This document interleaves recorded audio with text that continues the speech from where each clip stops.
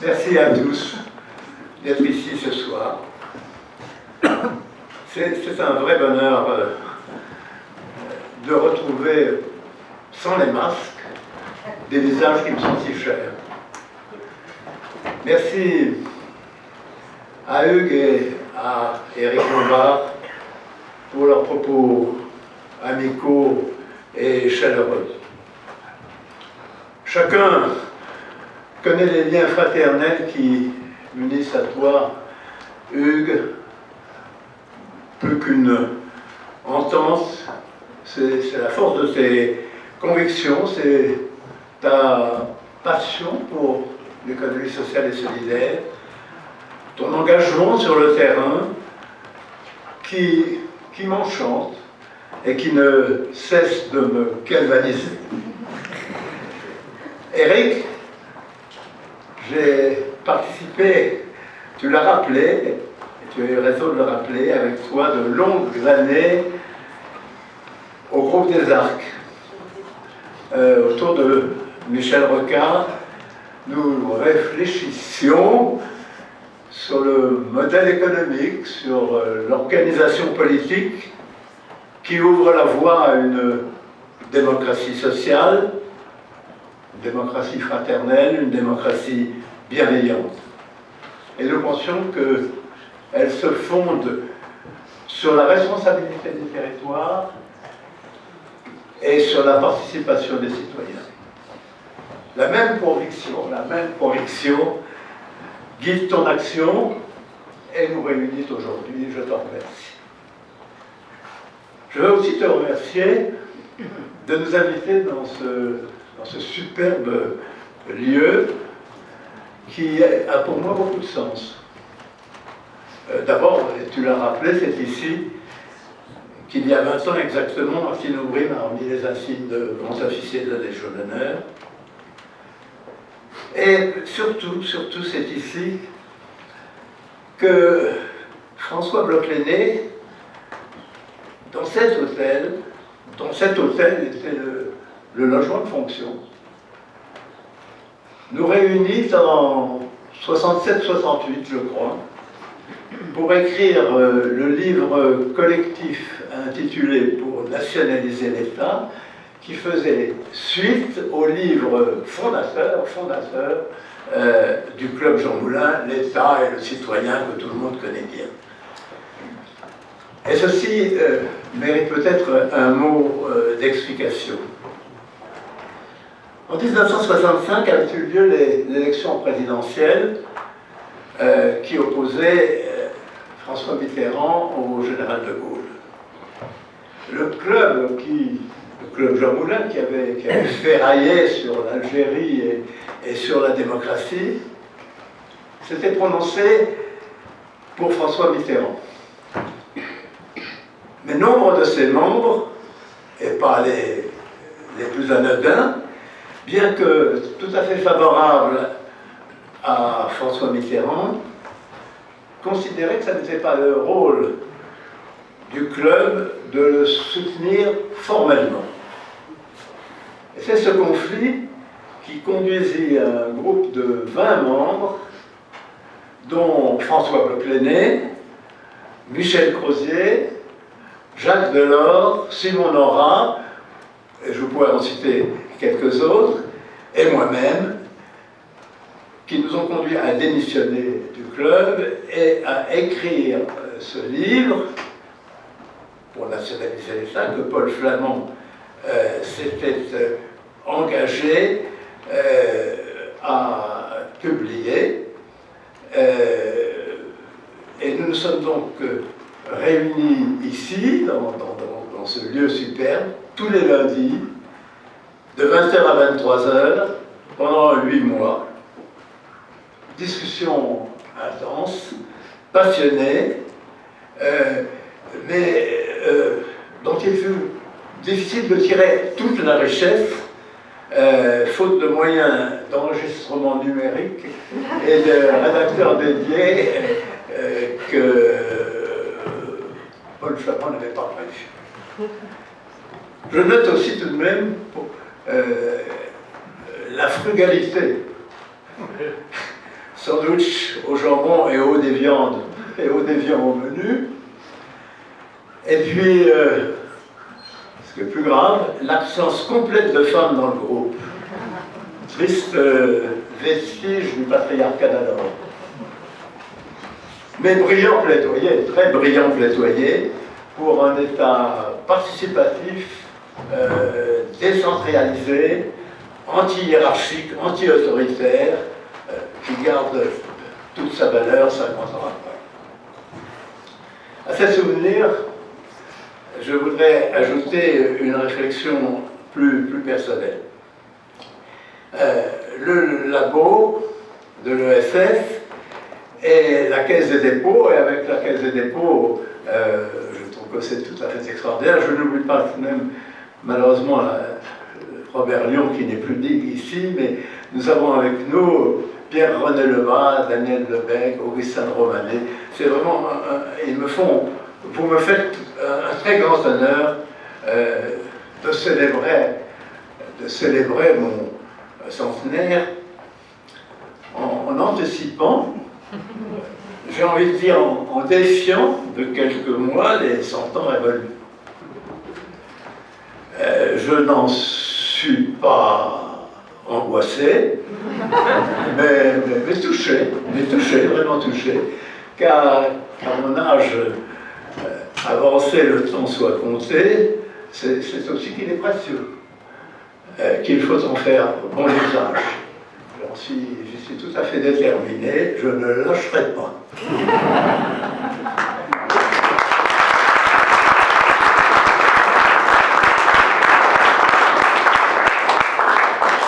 Temps trop bref, qui nous renvoie d'ailleurs à l'empreinte écologique, aux courtes années qui nous restent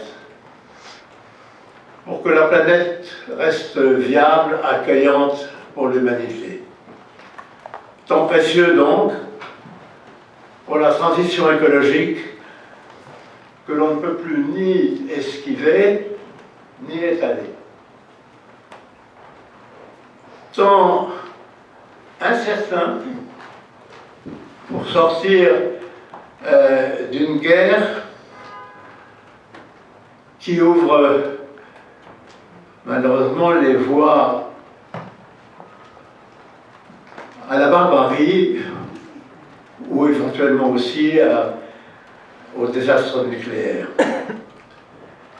Et temps précieux aussi pour une transition sociale donnant pouvoir de vivre, Hugues a cité ce terme, terme qui me semble plus riche que pouvoir d'achat, qui en fait partie, qui est un sous-ensemble, pouvoir de vivre,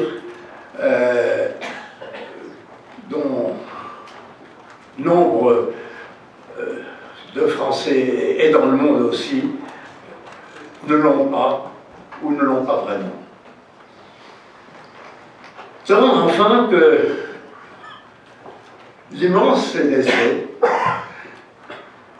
le labo et bien d'autres s'emploient à bien utiliser en concourant à de multiples initiatives sociales et solidaires qui s'engagent précisément sur cette transition. Initiatives de plus en plus nombreuses et prometteuses, mais dispersées et fragmentées, elles n'ont pas jusqu'ici l'impact politique et médiatique leur permettant d'atteindre ce renouveau, cette métamorphose que Jacques Delors et Chaban-Delmas, il y a 50 ans, appelaient la nouvelle société, celle respectueuse de la nature et de l'humanité, qui reste encore un idéal lointain. Lointain mais pas inaccessible.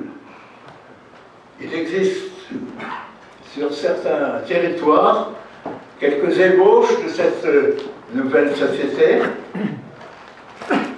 Merci. Merci beaucoup. Merci. Quelques ébauches de cette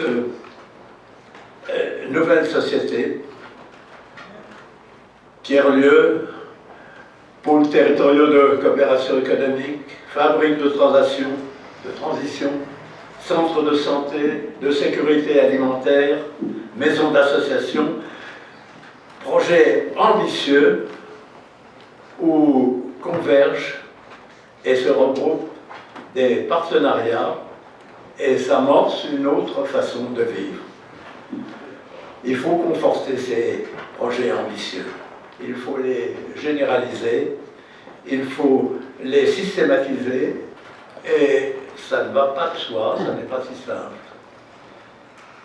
Précisément, nous avons examiné au cours de l'Assemblée générale du labo qui s'est tenue tout à l'heure, nous avons attendez, je retourne ma page.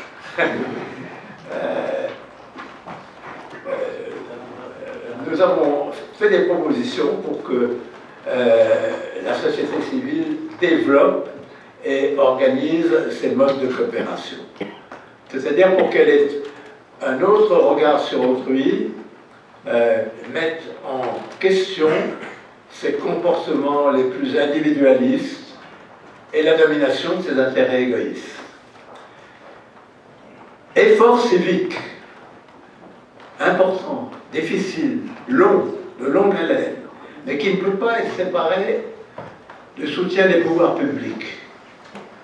Il faut que ceux-ci, à tous les niveaux, local, national, européen, intègrent l'économie sociale et solidaire. Tu l'as dit avec force tout à l'heure. Qu'elle l'intègre à l'ensemble de leur politique de développement. Investissement, marché public, loi, règlement, fiscalité. Que donc les milliards d'investissements annoncés soient associés à la mise en route de nouvelles coopérations. N'est-ce pas l'objet d'une planification écologique? La Première ministre qui en a la charge ne doit-elle pas convaincre ses administrations que l'économie sociale et solidaire est l'outil indispensable du mieux vivre ensemble sur nos territoires dans la proximité et plus largement sur la planète. Je ne reprends pas ici ces propositions. Elles relèvent d'organisations où beaucoup d'entre vous que je vois ici jouent un rôle éminent. Je rappellerai simplement, et c'est ici que l'être vieux peut être utile, d'avoir vécu la résistance, que le rassemblement du peuple dans les maquis a été un électrochoc pour donner un élan formidable à des combats de résistance jusque-là dispersés. L'histoire ne se répète pas exactement, mais peut-être peut-on en tirer profit. L'urgence écologique, les effets de la pandémie, de la guerre de la Russie à l'Ukraine, sont des drames, mais sont aussi de nouvelles opportunités qui nous forcent à bouleverser nos priorités, notre mode de fonctionnement. Personne ne peut rester impavide devant des crises aussi vertigineuses. Retrouvons, chers amis, au prix de ces chocs, l'élan de la résistance, puissent nos initiatives, nos associations, nos entreprises sociales et solidaires être les maquis d'aujourd'hui.